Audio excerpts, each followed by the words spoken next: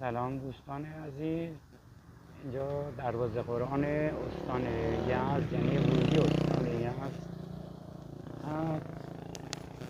الان در عید مقدم شما مسافران عزیز را به این شهر عزیز خوش آمد میگیم. بچه‌هایی که مال خود استان یزدن حدوداً میدونن مسافت دروازه قرآن تا سرای شحنه استان یزد چقدر.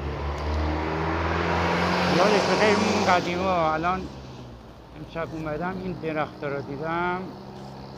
یه زمانی ما تو این دبیرستانی شهید ابراهیمی سرای شحنه اینجا درس میخوندیم. از سرای شحنه تا اینجا دروازه قرآن یعنی پیاده میومد. بعد از این مسیر دور اینجا رو ادامه میدادیم تا شاهدیه، یعنی حدود 3-4 ساعت پیاده این همه مسیر رو میرفت.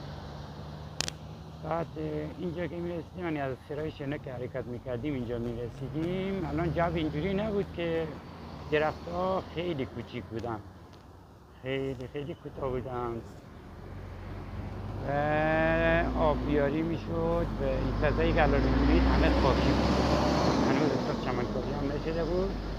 ولی دروازه قرآن یزد که همیشه پابرجاست، اون موقع هم خیلی خوشبختی پسر حال میشون. خوش آمدید. امیدوارم که سال خوشی داشته باشید. هرچند که میدونم سخته، میگذره، روزگار سختیه، ولی خوب میشه. تحمل کن، موفق باشید.